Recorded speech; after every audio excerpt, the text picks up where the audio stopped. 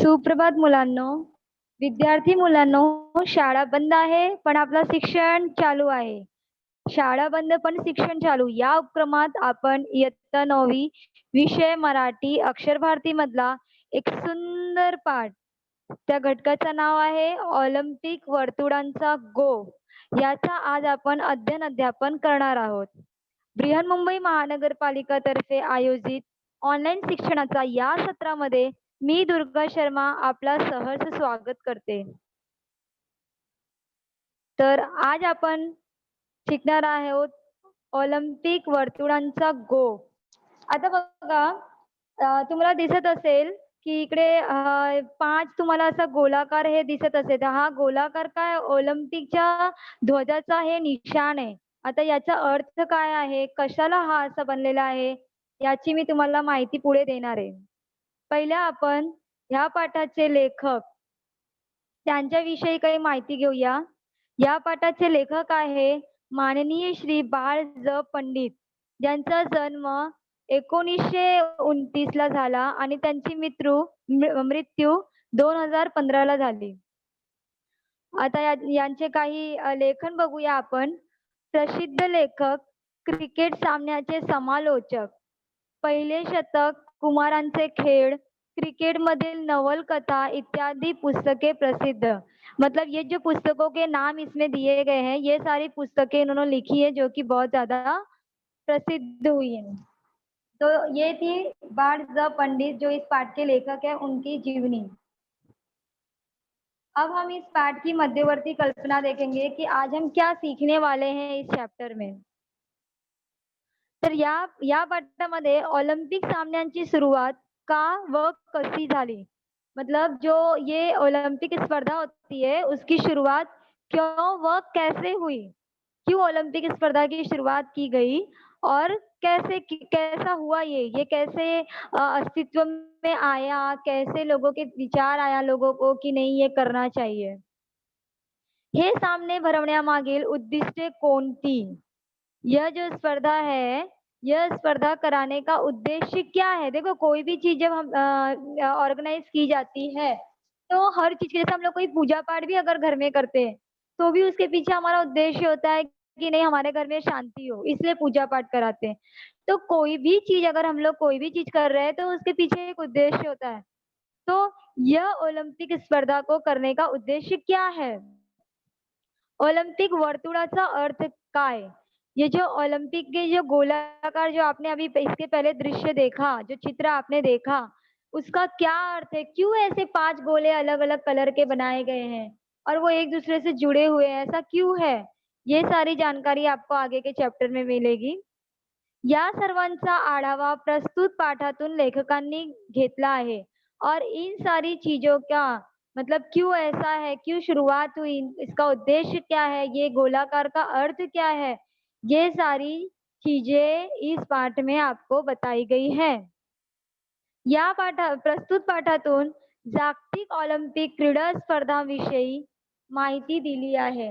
मतलब international level पे जो ओलंपिक स्पर्धा होती है, उसके बारे में जानकारी दी गई है. उसके साथ साथ आपको इस पाठ में ये भी बताया गया है कि कौन कौन से जो खिलाड़ी है जिन्होंने नए नए रिकॉर्ड्स बनाए हैं और कौन से सन में बनाए हैं, जो मशहूर खिलाड़ी ओलंपिक के हैं, उन लोगों के बारे में जानकारी इसमें दी गई है.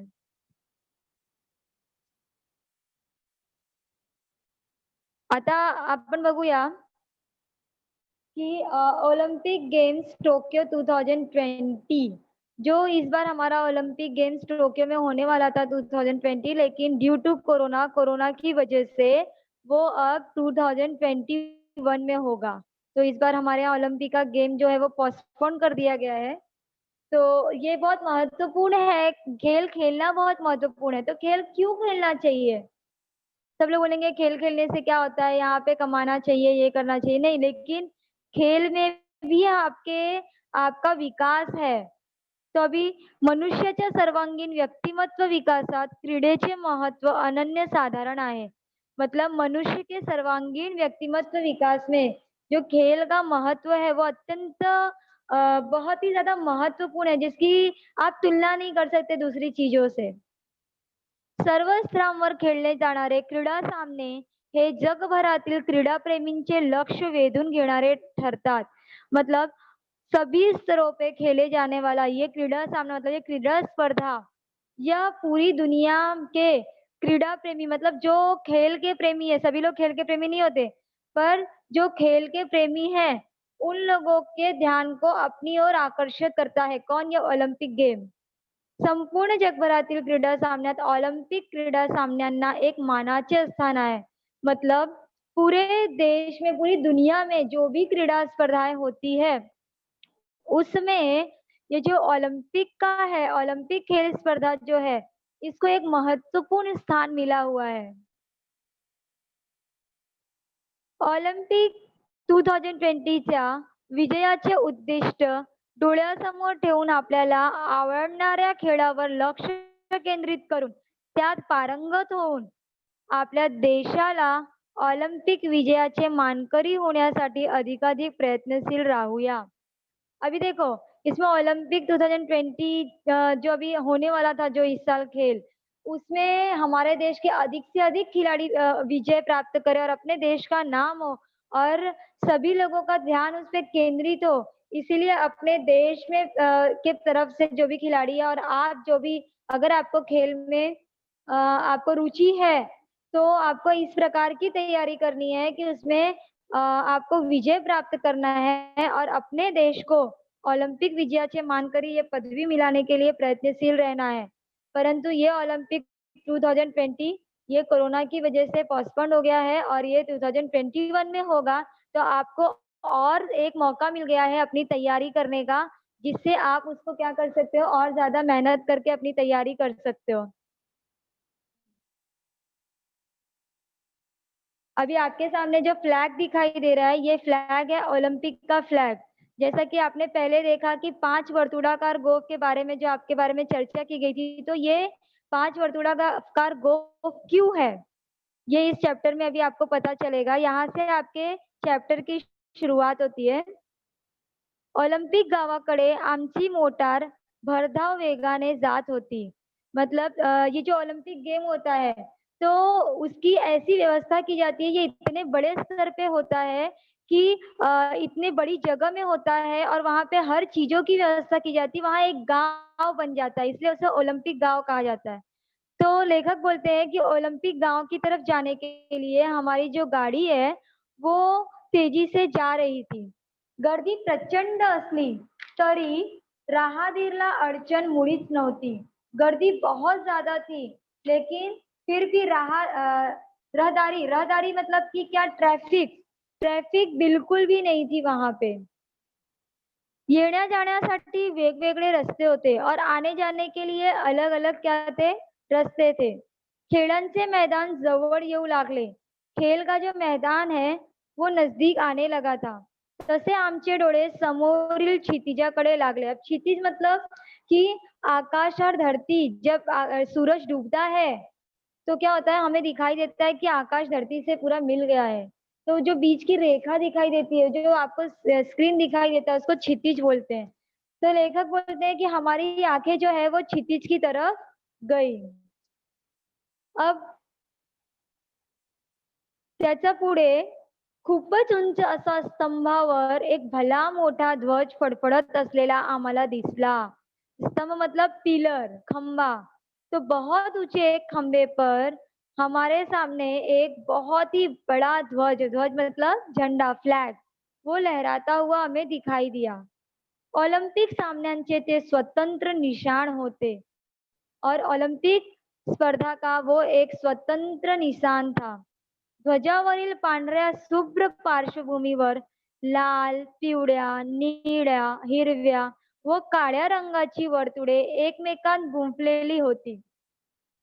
अब पांढरा शुभ्र पार्श्वभूमी मतलब कि जो स्क्रीन है, आपको स्क्रीन में झंडे में दिखाई दे रहा होगा कि ये जो झंडा है, वो पूरा इसका बैकग्राउंड है जो वो पूरा सफेद कलर का है और उसके ऊपर 5 गोले हैं जो कि एक दूसरे से जुड़े हुए हैं, एक दूसरे में गुंफलेले, एक दूसरे से जुड़े हुए, फोल्डेड है वो एक दूसरे से. तो ये जो झंडा है और उनका कलर देखो, आपको कलर भी दिखाई दे रहा होगा, लाल, पीला, नीला, हरा और काला, ऐसे 5 रंग के गोले जो एक दूसरे से फोल्डेड है, ऐसा इस ओलंपिक के झंडे की जो निशानी है वो इस प्रकार की है. जणू 5 मित्रच हातात हात घालून आपल्या मैत्रीची साक्ष जगाला देत होते. मतलब ऐसा लग रहा है कि जो 5 दोस्त है वो अपने हाथ में हाथ मिलाकर अपनी मित्रता की निशानी इस दुनिया को दे रहे हैं. हा 5 वर्तुळे म्हणजे जगातील 5 खंड आणि त्याची शुभ्र पार्श्वभूमी म्हणजे विशाल अंतराल.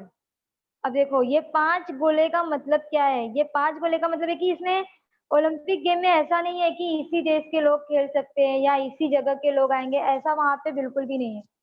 ओलंपिक के इसमें मतलब है कि पूरे देश के कहीं के भी लोग, मतलब 5 अलग-अलग खंड के लोग ही नहीं और भी लोग आ सकते हैं. पर ये 5 खंडों के द्वारा दर्शाया गया है कि अलग-अलग देश के लोग इसमें आके और सहभागी हो सकते हैं. और शुभ्र धवल का इससे मीनिंग है कि ये जो पीछे का आपको व्हाइट स्क्रीन दिखाई दे रही है, तो वो जो है वो एक विशाल अंतराल मतलब बहुत बड़ी जगह में ये बनाया गया है.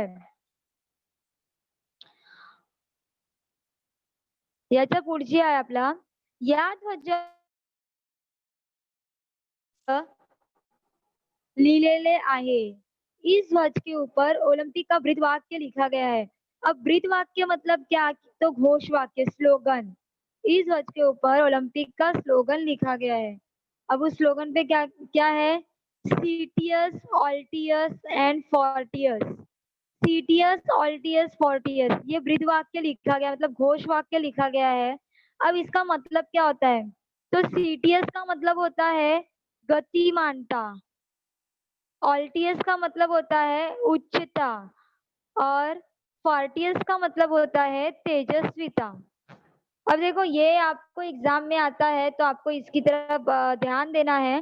सीटीएस, ऑल्टियस और फोर्टियस की ऑलिम्पिक के ब्रीद वाक्य कोण कोणते? तर सीटीएस, ऑल्टियस आणि फोर्टियस.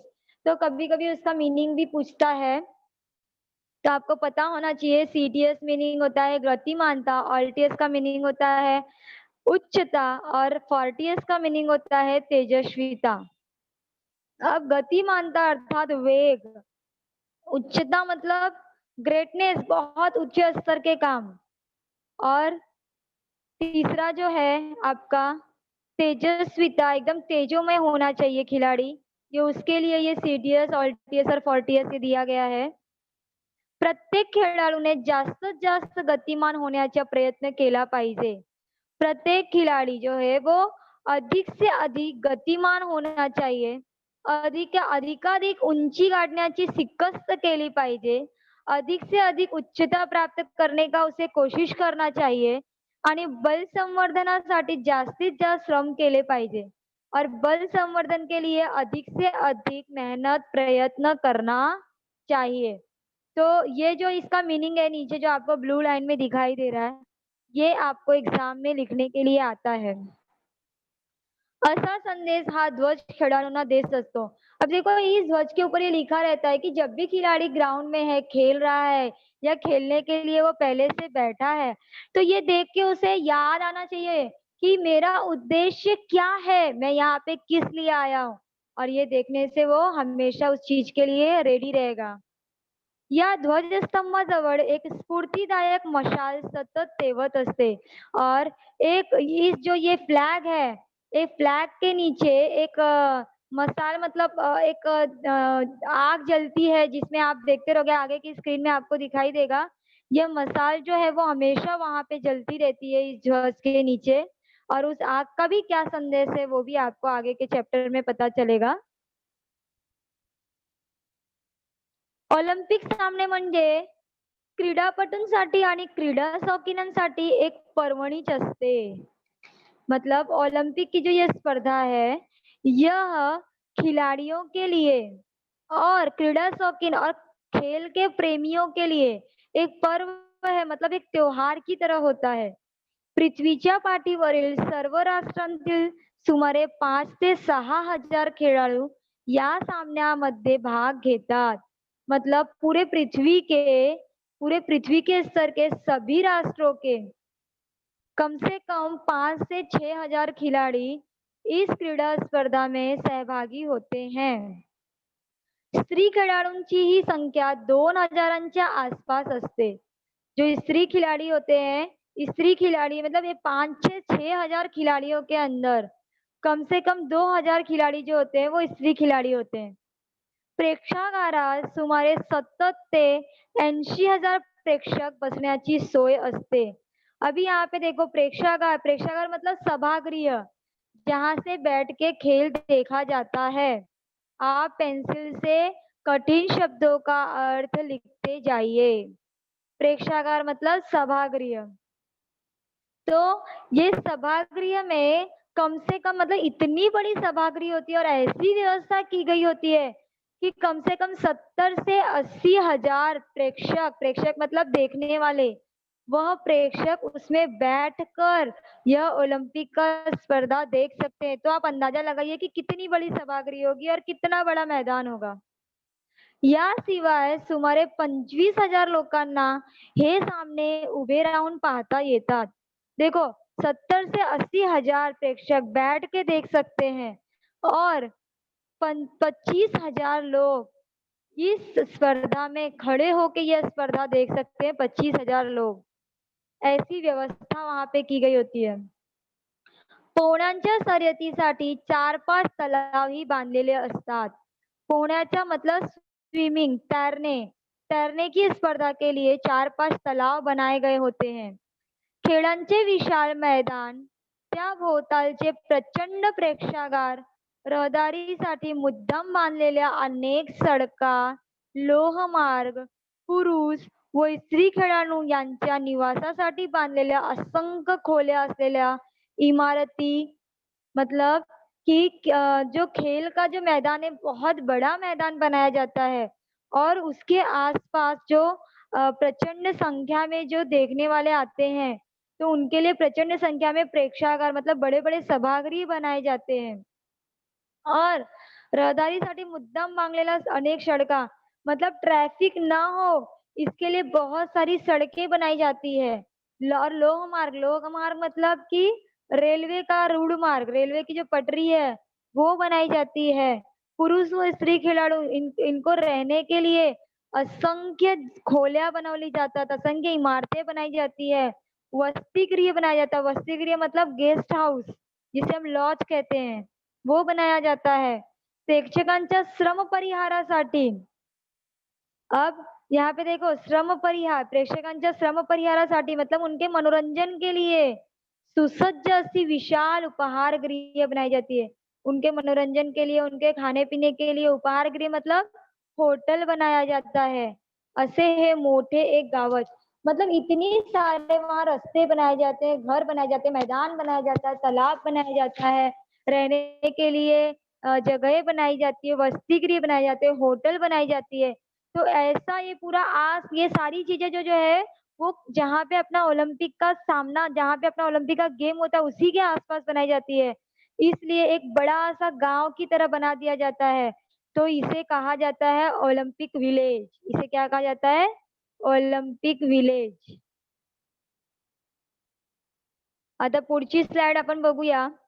ऑलिम्पिक विलेज वसवण्याची कल्पना इसवी सन 1956 मध्ये मेलबॉर्न येथे मांडण्यात आली. देखो ये भी एक महत्वपूर्ण है. ये आपको एक वाक्य के उत्तर में आता है फिर रिक्त स्थान में भी आता है कि ओलंपिक विलेज जो बसाने की कल्पना थी वो सबसे पहले कहाँ पे की गई कौन से सन में आई तो 1956 में. और कहाँ पे सबसे पहले ओलंपिक विलेज बसाया गया तो यह मेलबॉर्न में ये सबसे पहले बसाया गया. पहले ओलंपिक विलेज तिथले सबसे पहला ओलंपिक विलेज कहाँ का है? मेलबॉर्न का है. ओलंपिक सामने दर 4 वर्षांनी होतात. ओलंपिक स्पर्धा जो है वो हर 4 साल में होती है. ये पॉइंट्स में जो मैंने डाले हैं आपके ये चैप्टर का ही है पर मैंने इसको पॉइंट्स में डाला है. क्यों? क्योंकि ये सारी चीजें महत्वपूर्ण है. ये आपको रिक्त स्थान में आता है या आपको एक वाक्य में आता है या एक शब्द उत्तर में आता है. इसीलिए मैंने इसको पॉइंट्स में डाला है. प्लीज इसका स्क्रीनशॉट ले लेना आप. हे सामने 5 दिवस चालतात. और ये स्पर्धा कितने दिन तक चलती है? 5 दिनों तक चलती है. इसवी सन पूर्व 776 मध्ये हे सामने झाल्याची पहिली नोंद ग्रीस देशाच्या इतिहासात सापडते. मतलब ईसवी सन पूर्व 776 में यह स्पर्धा होने का जो पहली नोंद है वो ग्रीस देश में यह स्पर्धा हुई, ऐसा इतिहास में मिलता है कि ग्रीस देश में ये सामना सबसे पहले हुआ. त्यावेळी स्पर्धेत यशस्वी होणाऱ्या खेळाडूंच्या ऑलिव्ह वृक्षांच्या फांदीची माळ घालून गौरव करण्यात येत असे. और उस समय इस स्पर्धा में यशस्वी होने वाले जो खिलाड़ी है उनको ऑलिव ऑलिव ऑलिविरा आपको पता है ना, वो ऑलिव वृक्ष की टहनी की माला बनाकर उनको पहनाकर उनका गौरव सम्मान किया जाता था. ग्रीस देशातील अनेक शहरे परस्परांतील भेदभाव विसरून या यशस्वी स्पर्धकांचे प्रचंड स्वागत करे. ग्रीस देश के अनेक शहर जो है वो आपस में भेदभाव भूलकर इस यशस्वी स्पर्धा जो है इसका प्रचंड रूप से स्वागत करते, मतलब स्वागत करते हैं तो लोग उसमें सहभागी होते हैं, वो लोग उसमें प्रेक्षक बन के आते हैं.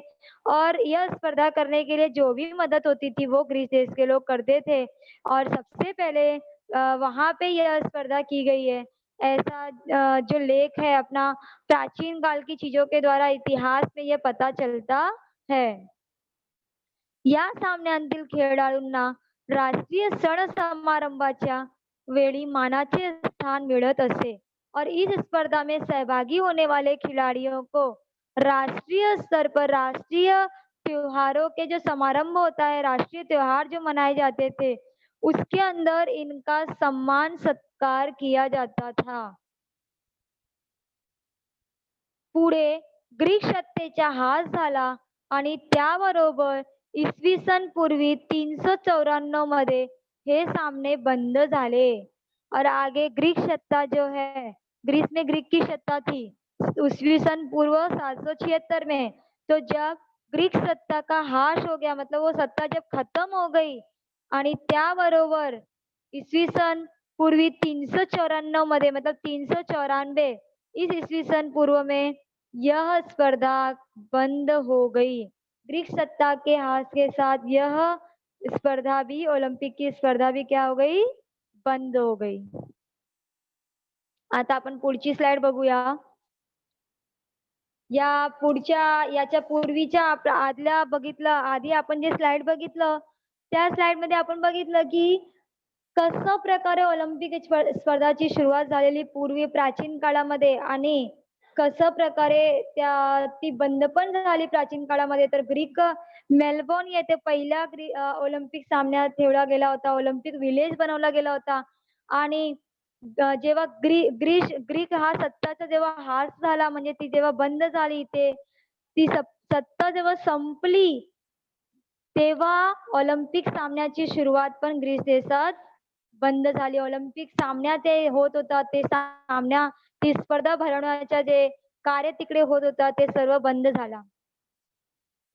मैत्रीचा मंत्र सांगणाऱ्या या ऑलिम्पिक सामन्यांची त्यानंतर इसवी सन 1894 साली आधुनिक जगाला आठवण झाली. मतलब मित्रता का मंत्र देने वाले इस ओलंपिक स्पर्धा का सब लोगों को याद आया, आधुनिक युग को इसका याद आया. तो कब आया इसकी याद? 1894 में ये याद आई. त्या वर्षी फ्रान्स देशात एक ऑलिम्पिक कांग्रेस भरवण्यात आली होती.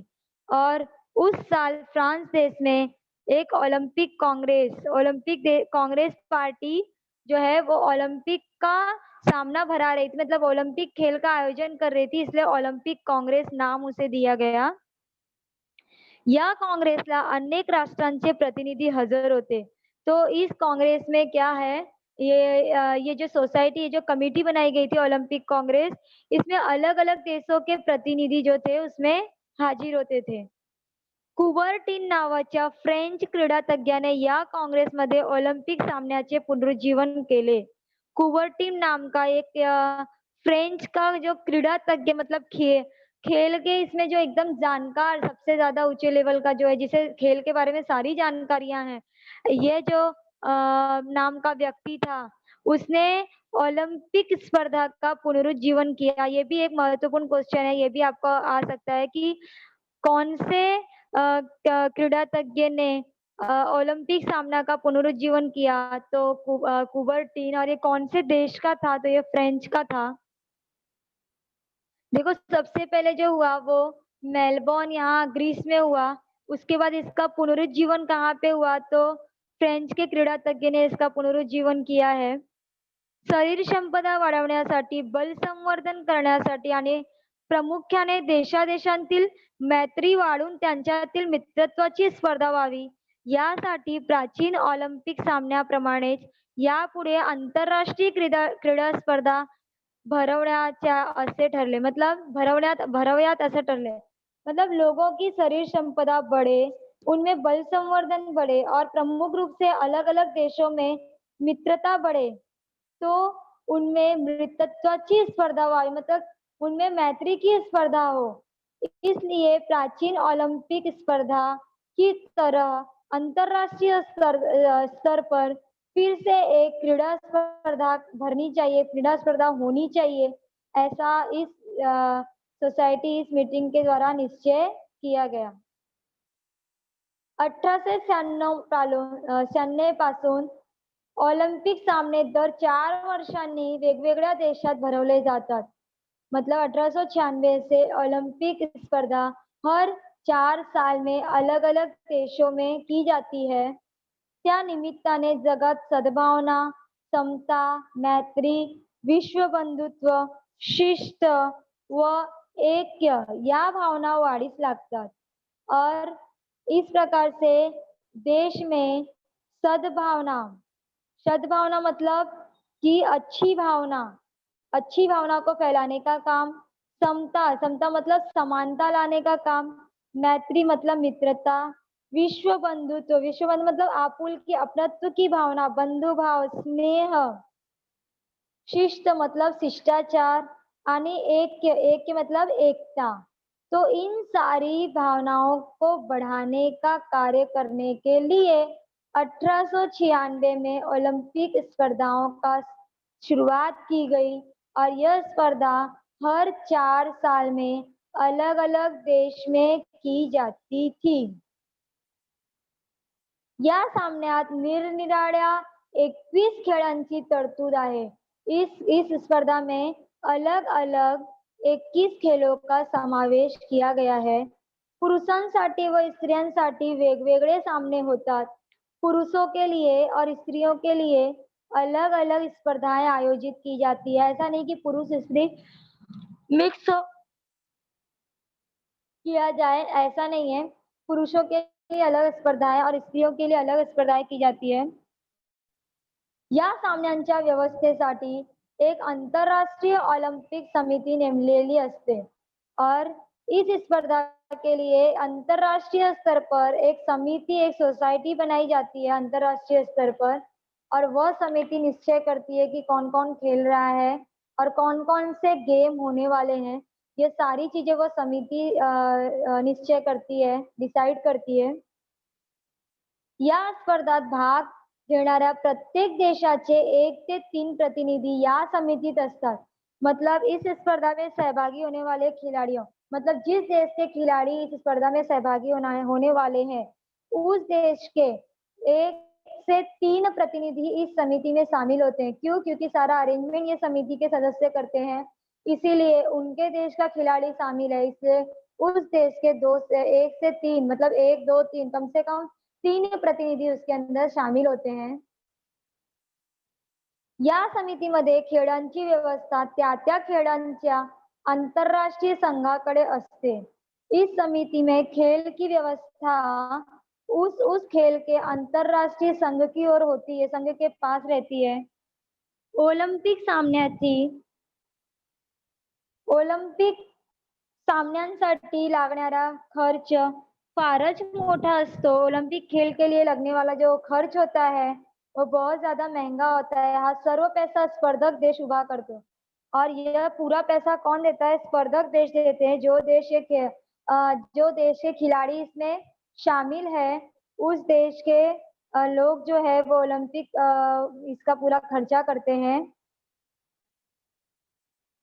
अब हम लोग देखेंगे कि कौन कौन से ओलंपिक के खिलाड़ी हैं जिन्होंने एक न्यू रिकॉर्ड्स बनाया, नया उच्चांक बनाया, नए विक्रम प्राप्त किए, जिससे उनका नाम हिस्ट्री में है।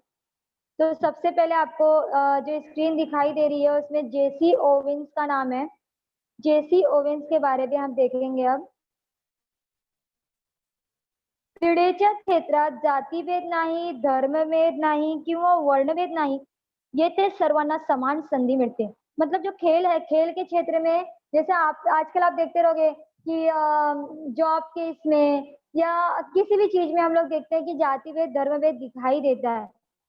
लेकिन एक जो क्रीड़ा का जो ग्राउंड है, जो क्रीड़ा क्षेत्र है, खेल का जो क्षेत्र है, उसमें कोई जाति भेद नहीं, कोई धर्म भेद नहीं और कोई वर्ण भेद नहीं। वर्ण जाति भेद मतलब आपको पता है अलग अलग जाति, धर्म भेद पता है आपको अलग अलग धर्म, और वर्ण भेद मतलब कि काला गोरा सावला ऐसा कोई वर्ण भेद नहीं माना जाता है। ये ते सर्वांना समान संधी मिळते, यहाँ सभी को समान अवसर मिलता है। अमेरिकेतील जेसी ओवेन्स हा वंशाने आफ्रिकी खेळाडू, मतलब ये जो जेसी ओवेन्स है यह अफ्रीकी खिलाड़ी है, वो अमेरिका में खेलता है और वो खिलाड़ी कहाँ का है, अफ्रीका का खिलाड़ी है। लेकिन ऐसा नहीं है कि वो अफ्रीका का खिलाड़ी है तो अमेरिका से वो नहीं खेले, ऐसा नहीं है, वो अमेरिका से खेलता है और वो कहाँ का खिलाड़ी है, अफ्रीका का खिलाड़ी है। जिससे अभी इसको आपको इसमें आपको पता चलेगा कि इसमें कोई वर्ण भेद नहीं है। अभी अफ्रीका का है मतलब वो काला है, वो बहुत काला, जैसे बोलते गोरा काला बोलते ना कि गोरा माना जाता है काला माना जाता है, नहीं, तो वो काला है, अफ्रीका का खिलाड़ी है, लेकिन फिर भी वो अमेरिका की तरफ से खेलता है। तो यहाँ पे कोई वर्ण भेद, कोई जाति भेद और कोई धर्म भेद नहीं माना जाता है। 1936 मध्ये बर्लिनला झालेल्या ओलंपिक स्पर्धेत त्याने 4 अजिंक्यपदे मिळवली। मतलब 1936 में बर्लिन में जो ओलंपिक स्पर्धा हुई थी उसमें उन्होंने 4 अजिंक्य मतलब एकदम अच्छे उच्च स्तर की पदे प्राप्त की। इतकेच नव्हे तर त्या 4 ही बाबतीत त्यांनी नवे उच्चांक प्रस्थापित केले। मतलब ये 4 जो पद उसने प्राप्त किए उसमें नया विक्रम प्राप्त किया, उसने नए 4 नए रिकॉर्ड बनाए। अमेरिकेच्या यशाचा तो मोठा शिल्पकार ठरला और अमेरिका को यश दिलाने वाला सबसे बड़ा शिल्पकार उसे निश्चित किया गया, उसे माना गया। अमेरिकेनेच नव्हे तर साऱ्या जगाने या खेळाडूचा त्यावेळी केवढा गौरव केला, केवढे कौतुक केले। ओवेन्सचा वर्ण, त्या देश हे सर्व विसरून साऱ्या जगाने त्याची प्रशंसा केली। मतलब सिर्फ अमेरिका में नहीं, अमेरिका ने ही नहीं बल्कि पूरी दुनिया ने इस खिलाड़ी का बहुत ज्यादा सम्मान किया, उसका स्वागत किया, उसका कौतुक किया, उसकी प्रशंसा की। और ओवेन्स का वर्ण मतलब वो काला था लेकिन उसके वर्ण को कोई भी ध्यान नहीं देते, वो सब कुछ उसका वर्ण, उसका देश, ये सब कुछ भूलकर पूरी दुनिया ने उसकी प्रशंसा की। अब हम आगे दूसरे खिलाड़ी के बारे में देखेंगे जिसका नाम है एमिल झटोपेक। इस खिलाड़ी का नाम है एमिल झटोपेक। अब इनके बारे में हम जानेंगे। एमिल झटोपेक हा झेकोस्लोवाकियाचा खेळाडू। अब देखो झेकोस्लोवाकिया ये एक देश का नाम है और ये यूरोप का एक देश है। एमिल झटोपेक वहां का खिलाड़ी है।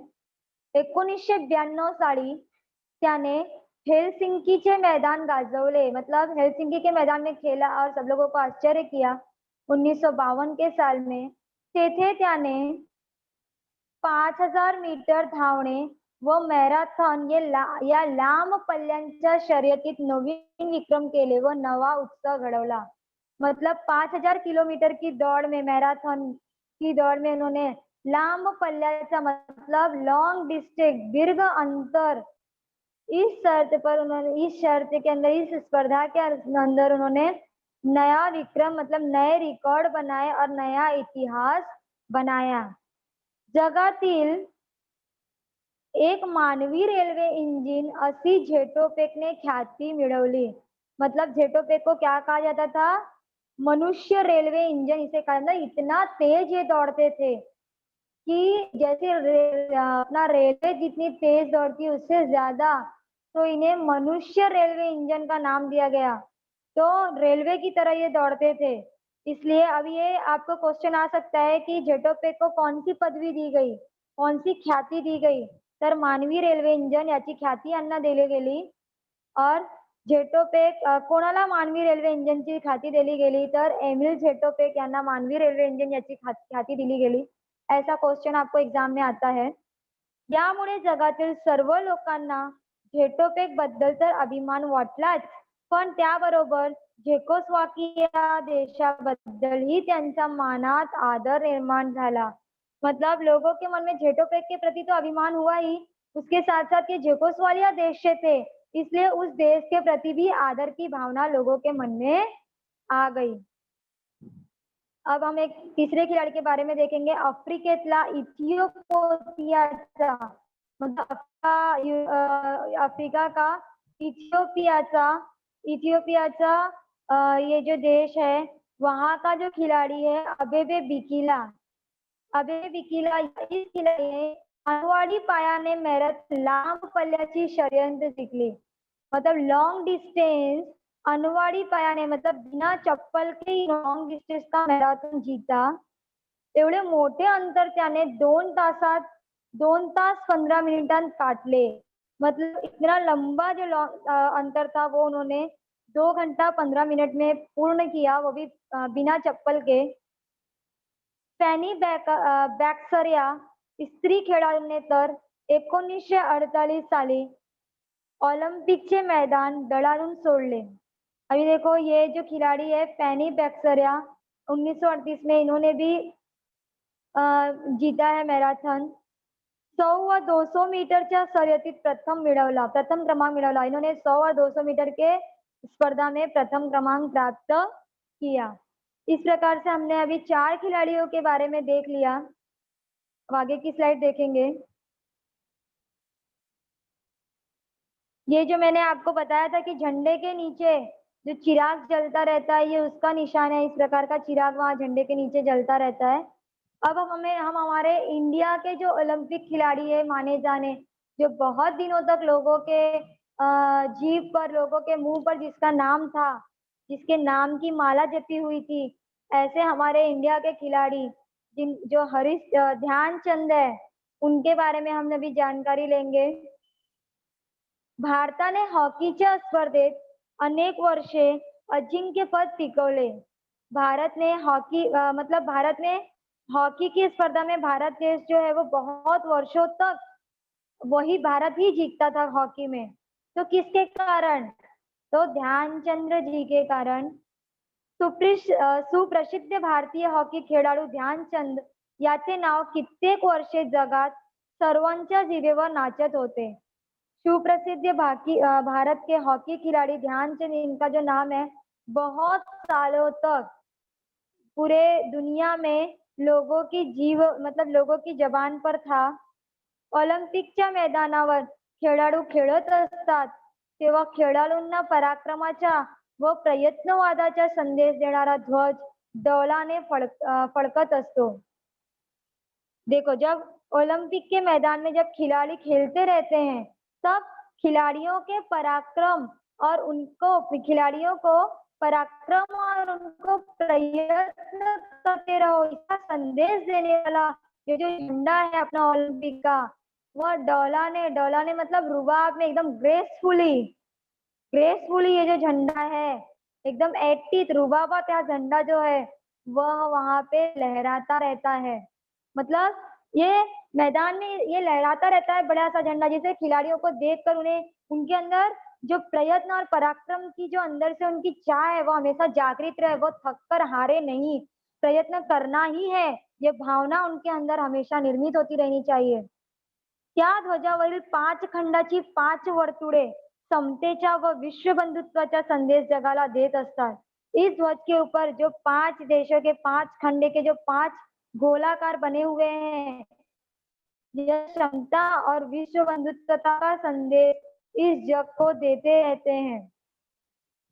त्याच्या क्षुद्र विचारांचा अंधकार घालवणारी ज्योत ते तेवत असते। और क्षुद्र मतलब एक मामूली सा और वो ये जो ज्योत है, उस झंडे के पास जो ज्योत जलती रहती है, मिसाल जलती जो रहती है, वह जो छोटी सोच है, उस छोटी सोच के अंधकार को खत्म करने के लिए यह ज्योत जगाई गई रहती है।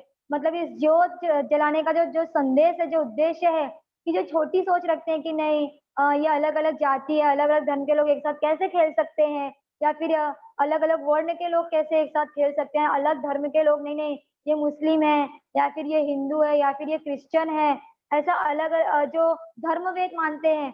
तो इन सब सोच रखने वालों की सोच, अंधकार मतलब छोटी सोच को खत्म करने का काम जो है, यह मिसाल करता है, ये ज्योत जो है वो करती है। इसलिए इस झंडे के नीचे ये ज्योत जलाई जाती है। आपको पहले ही पैराग्राफ में ये ज्योत के बारे में वहां पे चर्चा थी, जिसका एक्सप्लेनेशन ये लास्ट स्लाइड में आपके दिया गया है। तो ये चैप्टर यहाँ पे खत्म होता है। तो अभी हमने देखा कि किस प्रकार, मतलब कहाँ पे सबसे पहले ग्रीस देश में शुरुआत हुई, मेलबोर्न यहाँ पे सबसे पहले ओलंपिक की शुरुआत हुई थी। उसके बाद ग्रीक सत्ता का हार हो गया, वो खत्म हो गई, और ओलंपिक का सामना भी तब 300 में खत्म हुआ, 394 374 कुछ सन था उसमें, उसमें वो खत्म हो गया। उसके बाद ओलंपिक कांग्रेस, इन्होंने फिर से ओलंपिक का पुनरुज्जीवन किया जाए ये विचार किया, और फिर फ्रेंच के जो एक थे वो आगे आए और उन्होंने फिर से ओलंपिक का पुनरुज्जीवन करने की वहां पे मांग रखी, और फिर से ये शुरुआत की गई। और इस प्रकार से अलग अलग देश के अलग अलग खिलाड़ियों को उसमें शामिल किया गया, अलग अलग जाति के, अलग अलग धर्म के, अलग अलग वर्ण के लोग उसमें आते हैं, और एक बड़ा सा ओलंपिक विलेज बनाया जाता है हर साल। अलग अलग देशों में 4 वर्षों में एक बार ये स्पर्धा का आयोजन किया जाता है, और 5 दिन तक ये स्पर्धा चलती है। ये सारे एकदम मुख्य पॉइंट है जो मैं बोल रही हूँ, इससे रिलेटेड क्वेश्चन आपको एग्जाम में आते हैं। अब हम देखेंगे स्वाध्याय। स्वाध्याय में आप देख रहे होंगे, आपके सामने स्क्रीन दिख रही है, ओलंपिक के ब्रीदवाक्य। तो ओलंपिक का ब्रीदवाक्य क्या है? तो सीटियस, ऑल्टियस एंड फोर्टियस, ये क्या है? ओलंपिक का ब्रीदवाक्य है। वाक्यातून मिळणारा संदेश, मतलब ये सीटियस, ऑल्टियस और फोर्टियस से क्या संदेश मिलता है? तो सीटीएस से हमें मिलता है, प्रत्येक खिलाडूने जास्तीत जास्त गतिमान होण्याचा प्रयत्न केला पाहिजे। मतलब हर खिलाड़ी को अधिक से अधिक गतिमान होने का प्रयत्न करना चाहिए। उसके बाद ऑल्टियस, ऑल्टियस से क्या संदेश मिलता है? अधिकाधिक उंची गाठण्याचा प्रयत्न केला पाहिजे। अधिक से अधिक ऊंची गाठण्याचा प्रयत्न, उच्चता, नया उपक्रम, नए रिकॉर्ड बनाने का प्रयत्न करना चाहिए। और फिर है तीसरा फोर्टियस, तर बल संवर्धनासाठी जास्तीत जास्त श्रम केले पाहिजे। बल संवर्धन के लिए अधिक से अधिक प्रयत्न करना चाहिए। यह सीटियस, ऑल्टियस और फोर्टियस। उसके बाद आ है, आ का क्वेश्चन है, ओलंपिक सामन्यातून विकसित होणाऱ्या भावना। ओलंपिक सामना या ओलंपिक का जो स्पर्धा की जाती है, उससे कौन सी भावनाएं विकसित होती है? तो सद्भावना, शिस्त, विश्व बंधुत्व, क्षमता, मैत्री, ऐक्य। तो इसमें से आपको 4 या 5 पूछा जाता है, तो कोई भी 4 या 5 आपको उसमें से लिखना है। तो ये सारी भावनाएं ओलंपिक के स्पर्धाओं से विकसित होती है। त्याच्यानंतर आहे रिक्त स्थान, पहले ओलंपिक विलेज डैश डैश येथे बसले। सबसे पहला ओलंपिक विलेज कहाँ पे बसा? तर सर्वात पहिला ऑलिम्पिक विलेज मेलबॉर्न येथे बसले। और दूसरा क्वेश्चन है, डॅश डॅश पासून ऑलिम्पिक सामने दर 4 वर्षांनी वेगवेगळ्या देशात भरवले जातात। मतलब ये कौन सा ऐसा है जिससे ओलंपिक स्पर्धा हर 4 साल में अलग अलग देशों में बैठाई जाती है, मतलब भरी जाती है, मतलब कि गेम रखा जाता है। तो कौन से सन से? सर ईशा पूर्व 776, ईस्वी सन पूर्व 776 से। तो इस प्रकार के क्वेश्चंस आपको इसमें आते हैं। और मुझे अपेक्षा है कि आप लोगों को ये चैप्टर बहुत अच्छे से समझ में आ गया होगा। और इसके बाद आपका दिवाली वैकेशन स्टार्ट होने वाला है, तो आप सभी को दिवाली की हार्दिक शुभेच्छा। सब किसी को अगर आप कोई प्रश्न पूछना है तो वो पूछ सकता है।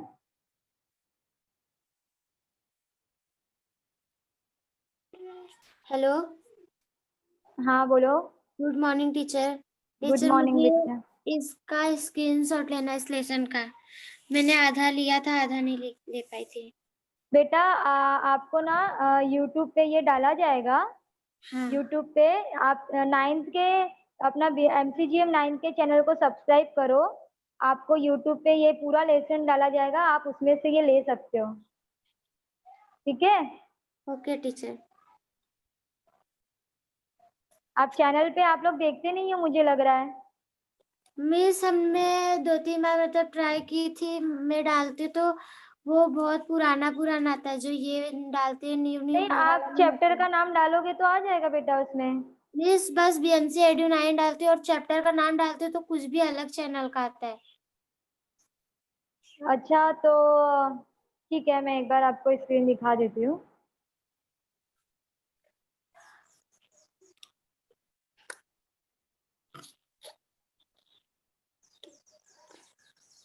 कहाँ से चाहिए आपको? स्टार्टिंग से मैंने आधा लिया है, मैं आपको बता दूंगी।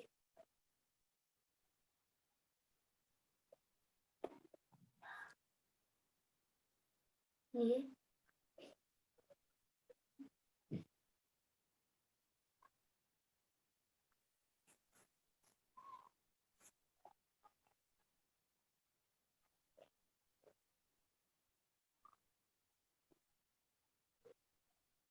अच्छी तरीके से समझ में आ गया होगा। और ये बहुत इजी और बहुत महत्वपूर्ण पार्ट है आपके लिए। आप सभी की अभी दिवाली की छुट्टी पड़ने वाली है, तो सर्वांना दीपावलीची हार्दिक शुभेच्छा। और अपने 9th के चैनल को सब्सक्राइब करो। और दिवाली की छुट्टी में प्लीज आप लोग मराठी के जो आपके चैप्टर्स दिए गए हैं, वो सारे जितना भी आपको पढ़ाया गया है सब यूट्यूब पे अपलोड किया गया है। तो आप उससे देखकर एक बार फिर से सीखें। और नहीं आता है तो आप अपने स्कूल के टीचर्स को भी कांटेक्ट करके पूछ सकते हैं कि वो यूट्यूब पे हमें किस तरीके से देखना है, वो आपको ज़रूर गाइड करेंगे। और दिवाली में सुरक्षित रहे, स्वस्थ रहे और अपने घर वालों को भी सुरक्षित व स्वस्थ रहने की सलाह दें। Thank you so much. फिर से एक बार दिवाली